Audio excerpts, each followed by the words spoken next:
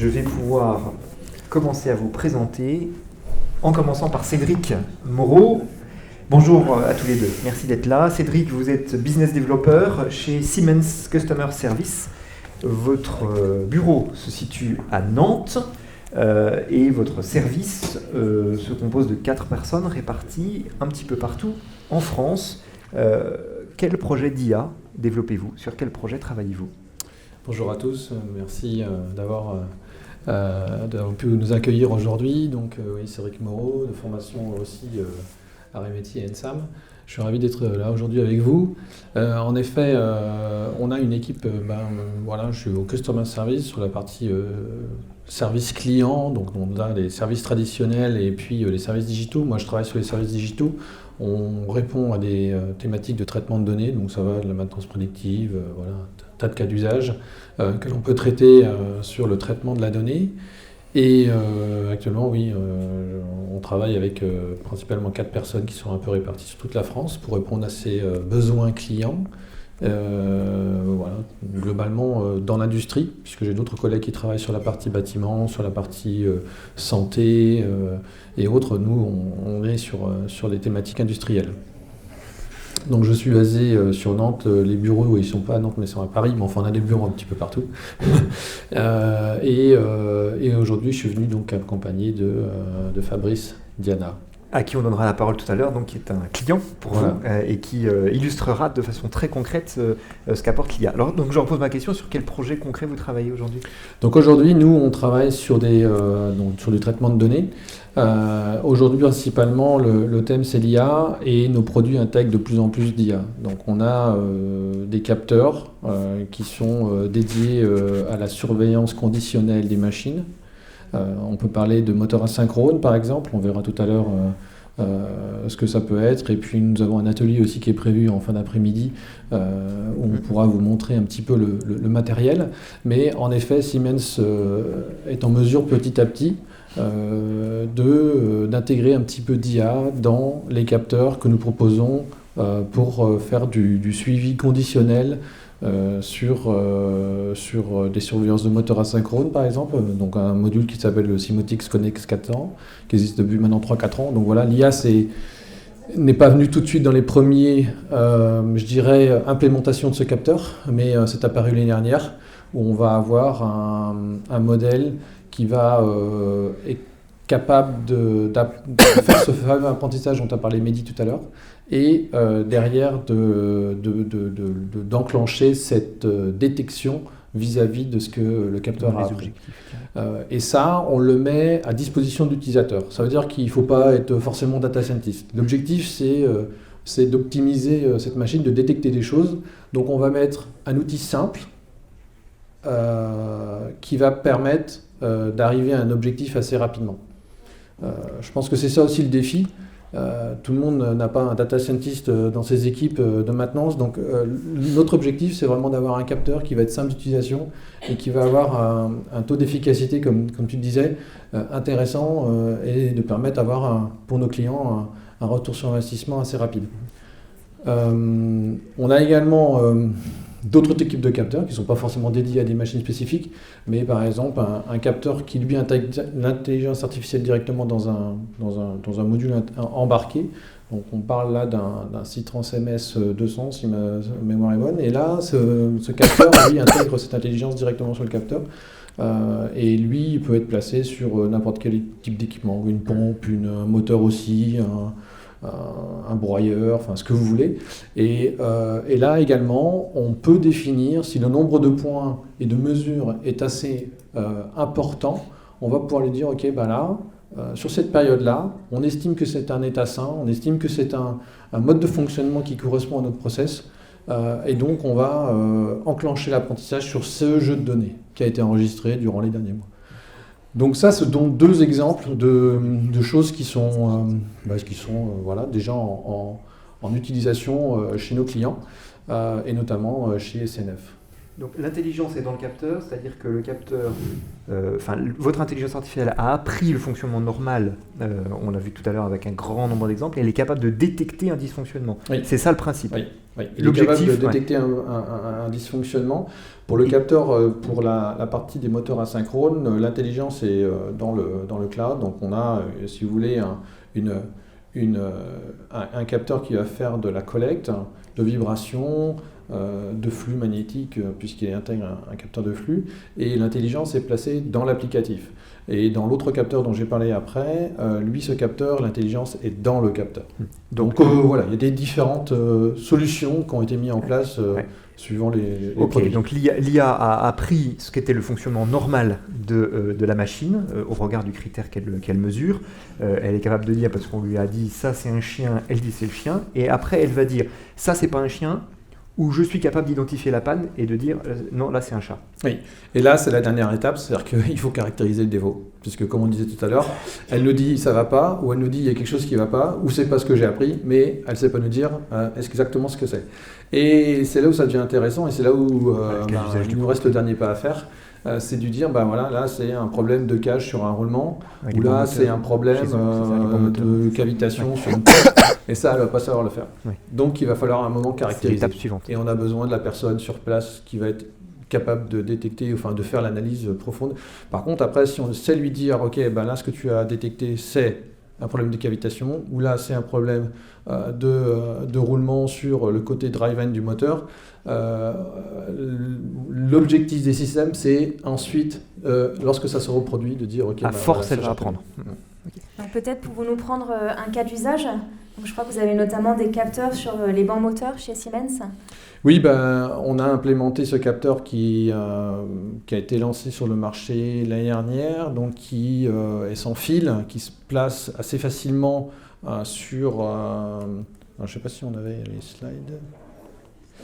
Oui, c'est donc le premier capteur dont j'ai parlé tout à l'heure, c'est celui-ci, on le verra tout à l'heure sur les démos cet après-midi. Et l'autre capteur sur lequel, qui intègre directement l'intelligence dans le capteur, c'est le Citrans MS. Donc lui, c'est un capteur sans fil qui peut se placer assez facilement sur une machine, sur une pompe. Et ce capteur a été placé sur des bancs de calibration dans notre usine à Agno. C'est une usine qui fabrique des capteurs de process. Capteurs débitmètre, pression, température. Et lors de la calibration des débitmètres, c'est un process qui dure 8 heures. Et on a des bancs qui alimentent cela. Et ces bancs sont des pompes KSB avec différents diamètres pour alimenter les différents produits sur les bancs. Donc il faut que ça soit très stable en température, en pression, en débit. Pour avoir une efficacité maximum sur cette installation et une disponibilité, on a été mis ces capteurs de manière à prévoir. Ce que l'on veut, c'est éviter l'arrêt de production non planifié et transformer l'arrêt de production en arrêt planifié qui coûtera beaucoup moins cher parce que vous n'allez pas avoir des personnes qui vont attendre sur la ligne, vous allez réaliser la modification ou la correction beaucoup plus rapidement parce que tout sera planifié.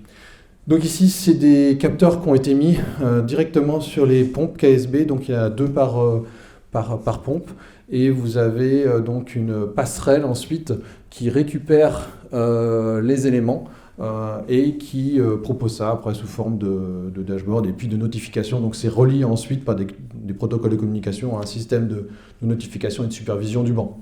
Mais globalement, c'est quelque chose qui a été mis en place et le retour de nos collègues, c'est simple de mise en place. Reste la partie caractérisation qui est pas encore qu'il faut réaliser. Donc on est dans cet apprentissage. Nous aussi, on est dans cet apprentissage pour l'utilisation de ces capteurs. Néanmoins, les premiers retours quant à l'utilisation sont intéressants puisqu'il y a des bancs qui sont des fois utilisés pour tester certains éléments en mode test, et les capteurs en fait ont bien évidemment tout de suite détecté ce fonctionnement qui était pas compatible ou bien pas ce qu'il avait appris dans une phase normale de 8 heures, puisque ça avait été utilisé à des niveaux bien supérieurs et les capteurs l'ont détecté et notifié, même si ce n'était pas dans ce cas-là une anomalie, puisque c'est un fonctionnement quasi normal d'un mode de test précis avant de lancer une campagne de calibration des débitmètres. Merci pour cet exemple éclairant. On va en prendre un autre avec l'illustration donc chez votre client, Fabrice Diana. Vous travaillez depuis 15 ans chez SNF, entreprise qui est basée à Andrézieux. Vous étiez technicien au départ, vous êtes devenu ingénieur, généraliste et aujourd'hui responsable de la transformation numérique dans cette entreprise qui a deux métiers. D'abord la fabrication de polymères qui sont utilisés dans les domaines des stations d'épuration, dans l'eau. Exact. Et puis l'autre qui va nous intéresser ce matin, c'est celui de l'ingénierie pour développer des usines et développer des produits pour le secteur pétrolier, avec notamment des installations clés en main que vous proposez à vos clients, dont on ne donnera pas le nom aujourd'hui, mais qui sont les grands exploitants qui sortent le pétrole du sous-sol. 180 champs pétroliers dans le monde, c'est-à-dire 2000 puits, sont équipés par SNF, ce qui fait de vous un leader dans ce domaine. Des puits qui sont des puits pétroliers donc situés a priori dans des zones isolées, et c'est un peu ça le point de départ de l'histoire de la démarche qu'on va raconter ce matin. Exactement. Donc, bonjour à tous, donc, comme on l'a présenté, donc, moi, je m'appelle Fabrice Diana et je suis en charge de la transformation numérique pour les installations clés en main à SNF. Donc on vend des installations clés en main dans des conteneurs maritimes équipés, donc pour mélanger notre produit qu'on fabrique dans nos usines un peu réparties autour du monde. Et ça nous permet d'augmenter en fait le taux de récupération de pétrole dans les puits. En fait, il faut savoir si vous n'êtes pas familier du domaine du pétrole, pas trop. Un puits en fait ça a 3 vies. Une première vie où on fore, le pétrole jaillit, donc là c'est 100% bénéfice pour tout le monde, il n'y a pas forcément besoin de gros investissements. Une deuxième phase, on va injecter de l'eau à grande quantité pour maintenir le puits sous pression.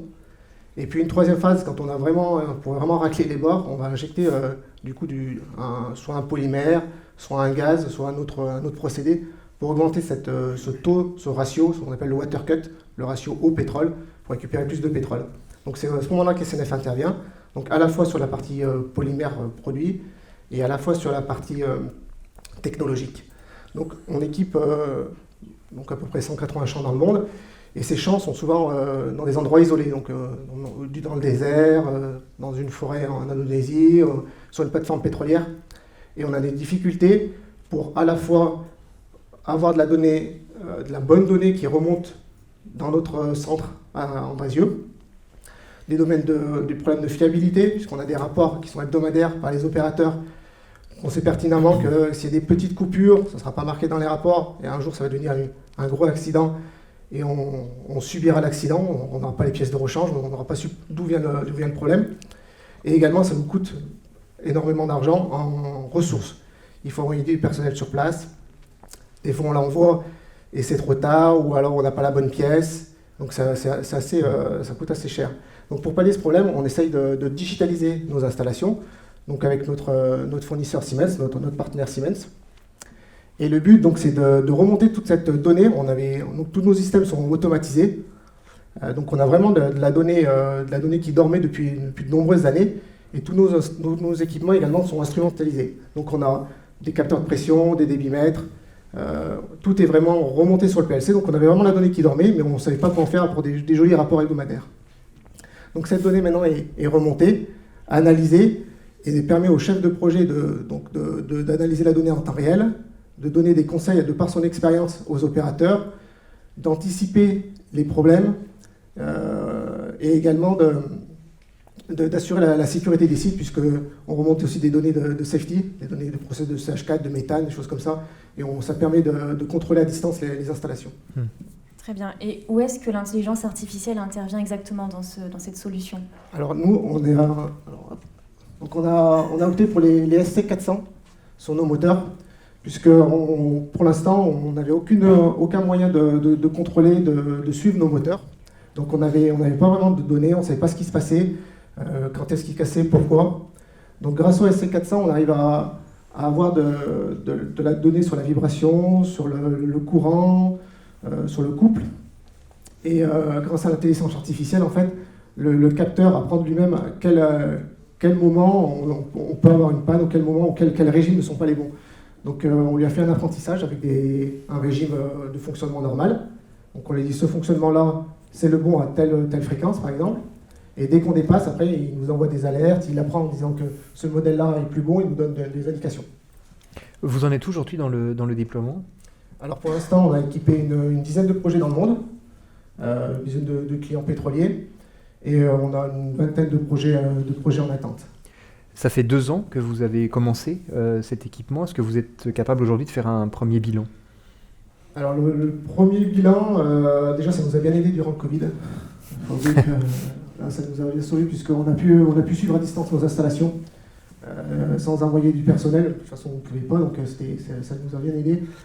Et on a anticipé quelques problèmes de maintenance des casses de moteur, des casses de garniture mécanique.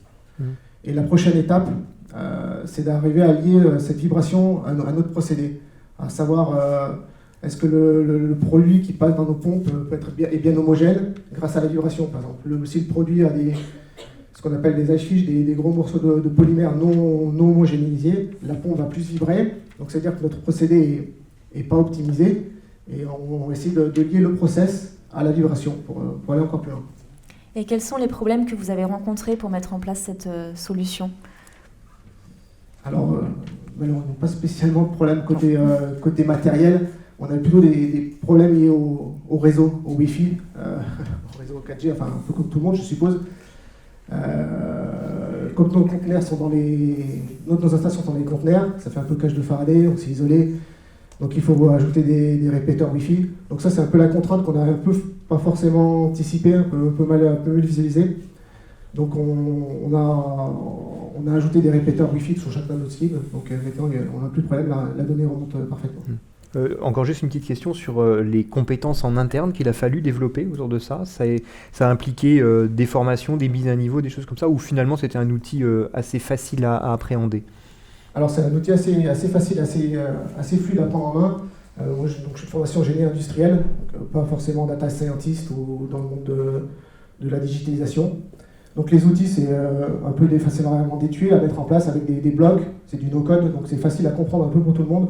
Il n'y a pas eu de difficulté de ce côté-là, au contraire, c'était une contrainte de plus-value, et c'est ce qu'on recherchait à SNF, puisqu'on n'a pas la capacité ni les ressources à développer là-dedans.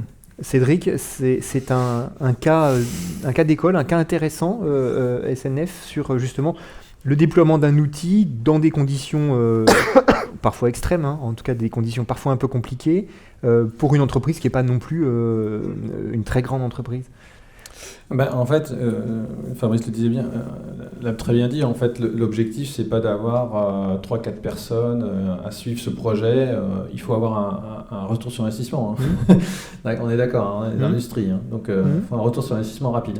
Donc il faut un système simple à mettre en place, rapide, et derrière qui soit fiable. Ça veut dire que le produit doit être simple d'utilisation, et même quand on intègre de l'IA, il faut que ça soit un bouton, voilà, je choisis ma plage de fonctionnement où je sais que le moteur a été sain, je lance l'apprentissage, ça prend le temps que ça prend, et derrière, je suis informé que derrière, je peux penser à faire la détection.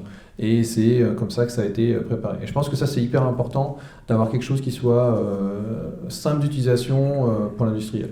Parce qu'on n'a pas les moyens d'avoir 3-4 data scientists derrière ces projets-là si on veut avoir un retour d'investissement. Ici, on est vraiment dans un déploiement, hein. On n'est plus en phase R&D, oui. On n'est pas en phase de test ou quoi que ce soit. Ici, l'objectif, c'est de déployer 40 skids peut-être cette année. Hein. Donc, et l'année prochaine, peut-être d'atteindre la quasi-totalité ou peut-être un tiers, et puis l'année suivante encore la moitié. Et donc on est vraiment dans le déploiement global. Et je pense que l'IA...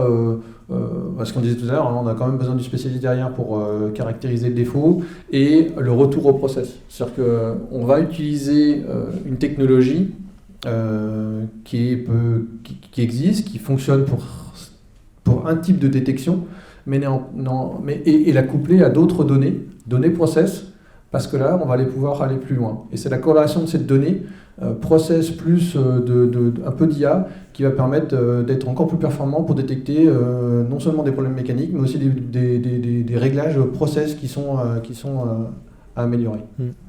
Donc là, je vais m'adresser à tous les deux. Donc, quels sont les conseils que vous pourriez donner aux entreprises donc, en termes d'intelligence artificielle ? Faut y aller de manière pragmatique. Hein. Je pense qu'il faut y aller de manière pragmatique. Il faut des outils simples, pragmatiques.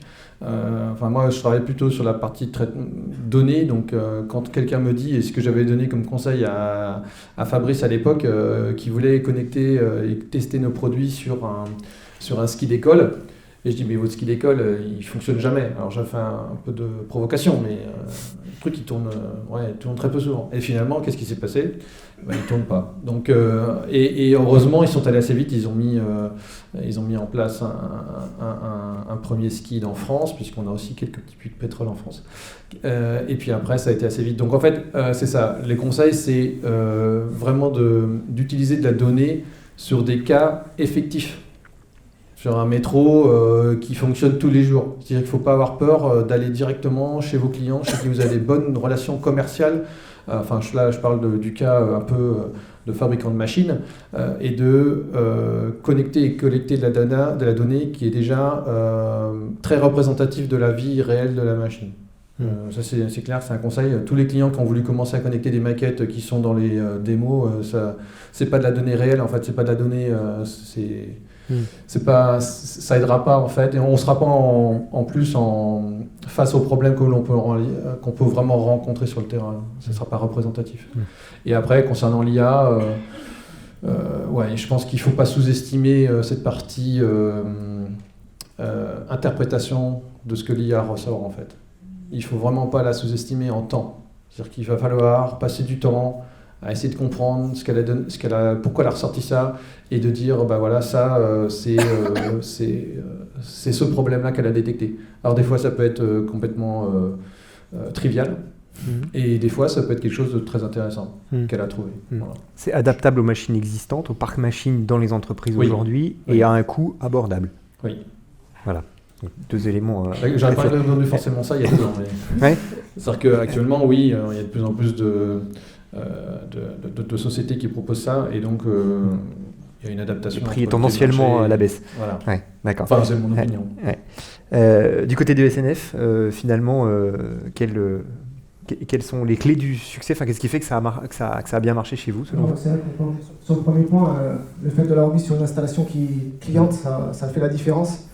Ça nous a vraiment permis d'avoir des données réelles. Et donc on a trouvé d'autres partenaires pétroliers pour continuer nos essais sur les premiers projets. Après, la facilité d'installation, puisque nous on voulait pas des développeurs, on voulait pas data scientists, donc la facilité de l'outil nous a vraiment aidé. Par contre, ce qu'on avait bien défini au départ, et ce qui est important, c'est définir la problématique de votre projet et la pertinence de l'AI, parce que l'AI peut répondre à tous les projets, mais on peut vite répondre à côté aussi si on n'a pas posé la bonne question.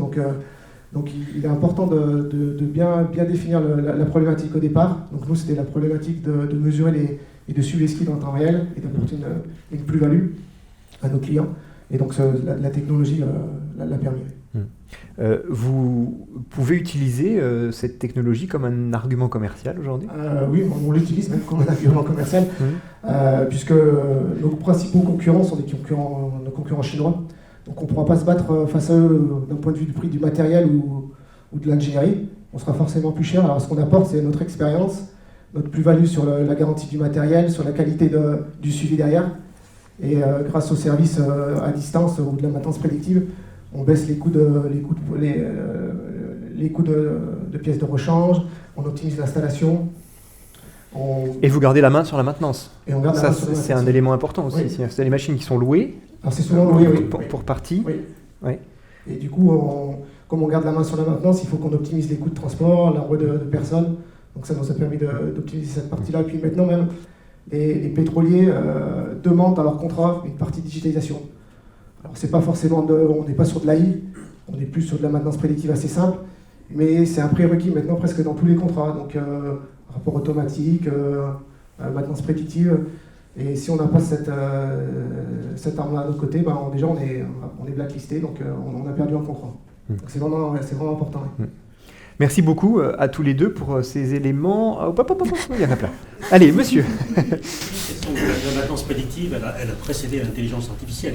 Il y a 20 ans, il y a 30 ans, bien sûr. Sur certaines machines, on faisait de la maintenance prédictive. Donc qu'est-ce qu'apporte en plus l'intelligence artificielle ? Tout à l'heure, tu disais le médecin, en fait, on va l'aider. Et actuellement, c'est ça, en fait. Enfin, c'est mon avis, mais je pense que c'est ça. C'est-à-dire qu'on le sait tous, hein, c'est compliqué de trouver du personnel compétent. On a un turnover très important, de plus en plus. Les jeunes sont moins, peut-être, enclins à rester dans une entreprise 30 ans. Donc, je pense que ces outils-là vont aider.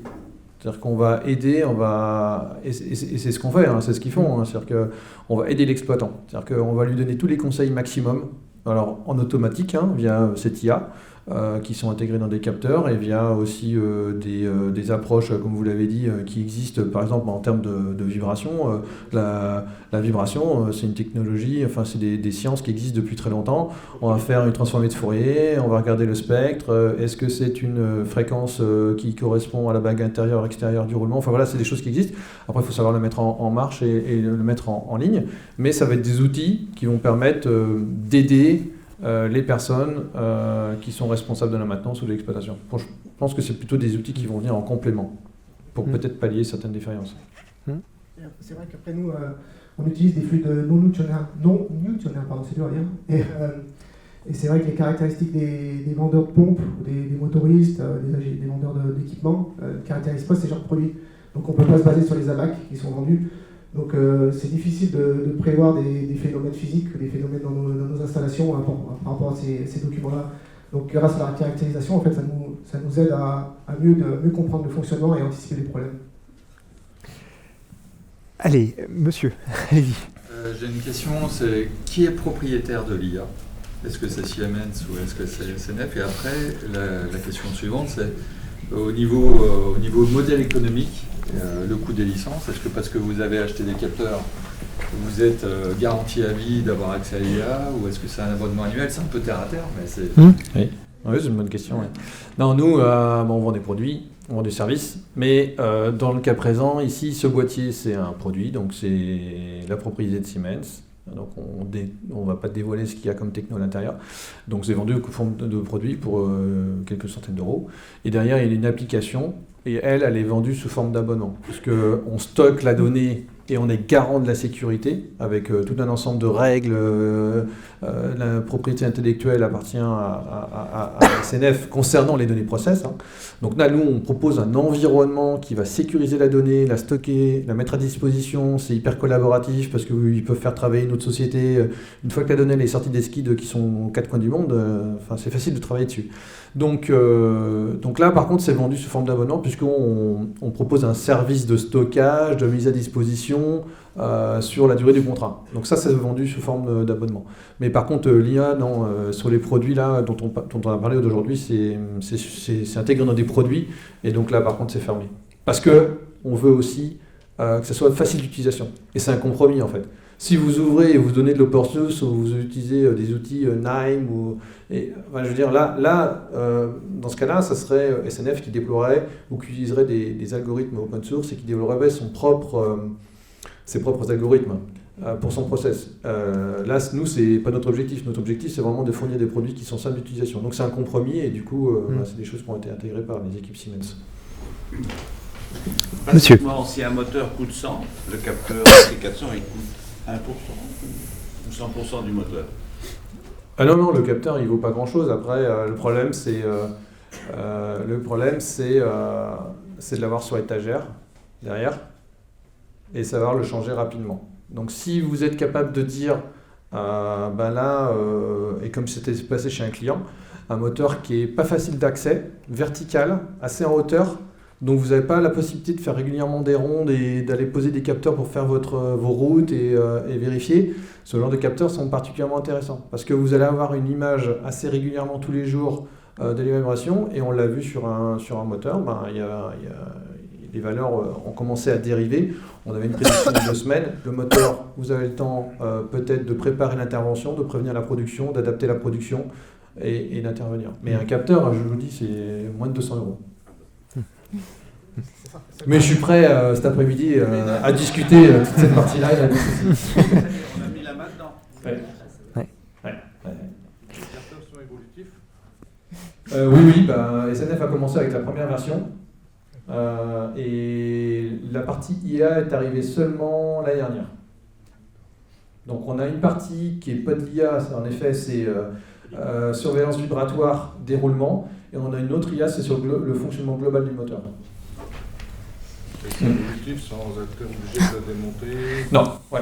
Le firmware, maintenant, on les met à jour directement via le cloud. Par contre, c'est vrai que ce sont deux systèmes. Enfin, celui-ci, là, c'était le slide d'avant. Celui-ci là et celui-ci, ce sont deux systèmes qui sont que vous ne pouvez pas mettre en fonctionnement sans notre partie serveur cloud. Voilà. Oui, donc, mais ça risque de un cloud ultra puissant au-dessus. On est bien d'accord. Oui. Pas forcément ultra puissant parce que ici c'est l'application en effet dans MindSphere qui fait la partie IA et ici c'est dans le capteur. D'accord. C'est le même capteur, quelles que soient les puissances de moteur, quelles que soient. Oui. Ouais. Monsieur le Simotic 400, oui. Allez-y. Les solutions proposées, elles passent forcément par le cloud et on parle de données process, ça pose quand même des questions de sécurité. En effet. Et comment vous abordez ça, parce que ça fait partie des gros freins au passage à l'IA et à la maintenance prédictive. Oui. En tout cas chez nous. Ouais. En fait, le Simodix 400, bah oui, c'est que comme ça, parce que en fait, du coup, c'est simple à mettre en place et puis c'est évolutif rapidement. Et c'est pour ça qu'on a réussi en moins de 4-5 mois à déployer une dizaine de skids partout dans le monde. Après, je pense que ça va évoluer. Ouais. Je pense que ça va évoluer parce que on a des fois, oui, perdu des opportunités parce que on est dans le domaine militaire, des OIV, et donc c'est pas possible. Ouais. Ou des, ça m'est arrivé aussi une fois, un client qui était numéro 1 sur son marché, et donc c'était clairement, on parle pas de sécurité en fait, c'est pas un problème de sécurité, c'est un problème de classification de données. C'est-à-dire que est-ce que la politique de l'entreprise me permet sur des données de maintenance de les stocker en dehors de l'entreprise? Oui ou non? Si c'est non, il n'y a pas le choix. Ou alors on va déployer sur un cloud souverain. Peut-être que Siemens va décider de dire ok, sur la France c'est un marché important, on va mettre cette solution sur le cloud, sur un cloud souverain. On ne peut pas avoir des solutions on-site? Si, on travaille aussi avec des partenaires. Pour l'instant, chez Siemens, c'est pas encore arrivé, mais je pense que ça va arriver. Ouais. C'est-à-dire que même ce capteur-là ou ce capteur ici, je pense peut-être qu'à terme, on aura une possibilité d'avoir un système qui est complètement installable sur le site. Mais ça sera peut-être pas possible chez vous, le même prix aussi. Parce que ça demande des serveurs, ça va demander une infrastructure, tirer des câbles, voilà. C'est pas forcément aussi simple. Ouais. Ce qui n'est pas possible pour toutes les entreprises. Chez SNF, en l'occurrence, ça l'est pas. Non, parce que c'est un autre cas. Là, on parle d'une usine. De ce qui est distribué. Les problèmes de cybersécurité aussi sont importants, puisque nos clients pétroliers en font grande cause, mais on est indépendant de leur système de production. En fait, on est un petit skid qui va se rajouter en amont de la production, donc on est sur les puits injecteurs. Donc déjà, on ne touche pas à leur système de production, donc on n'a pas d'impact direct, on n'est pas ouvert, on est que sur notre réseau PLC. Il n'y a plus la faute, il n'y a plus l'image derrière, mais sur le réseau, on est un réseau bouclé juste sur notre skid. Et puis c'est pareil, quand on est curseur sur l'automate, on n'a pas de possibilité d'écriture. On essaie de faire un peu de durcissement de réseau au niveau des ports, des ports du routeur, des ports du switch Wi-Fi. Donc on essaie de garantir une bonne cybersécurité de ce côté-là. Mehdi ? J'ai une dernière question. L'apprentissage du modèle, il est fait dans l'automate ou sur le cloud ? En fait, pour le SC400, là, il est fait dans le cloud. Dans le cloud ? Ouais.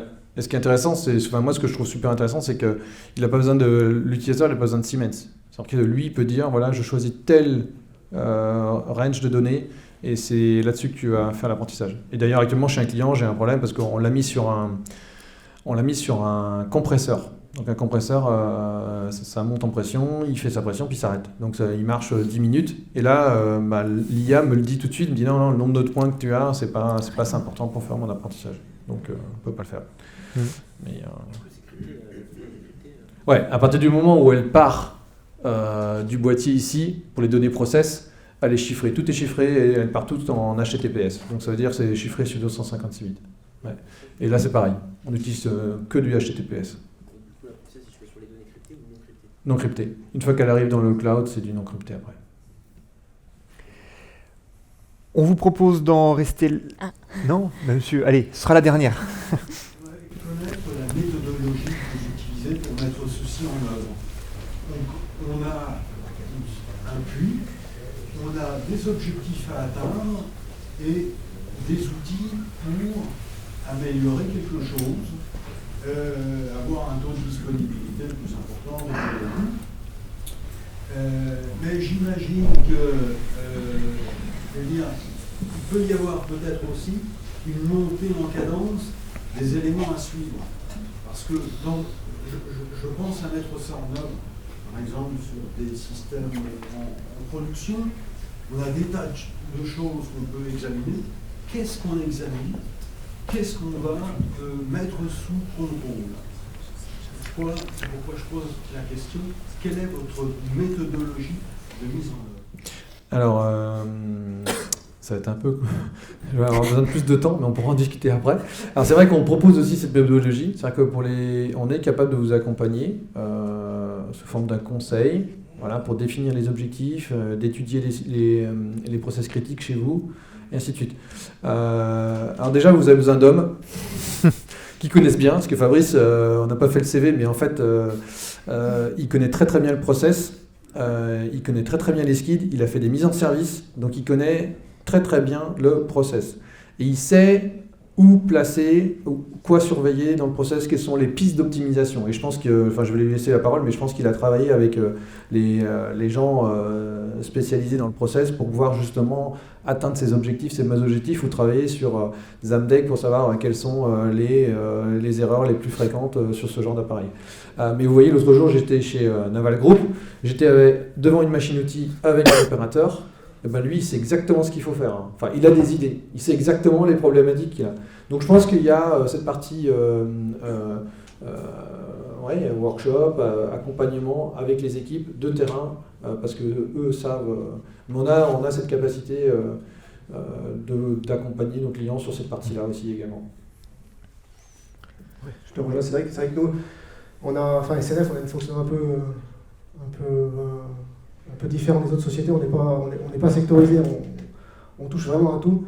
Donc on est vraiment pluridisciplinaire. Donc moi je me cantais pas notamment à l'instrumentation, l'automatisme, je fais du process, de la mécanique, du génie civil. Donc ça fait que depuis 15 ans que je mets des installations en service, on a fait face à de nombreux problèmes qu'on a historisés, qu'on a mis de côté parce qu'on ne savait pas traiter à l'époque, ou qu'on a mis un petit pansement pour essayer de le résoudre.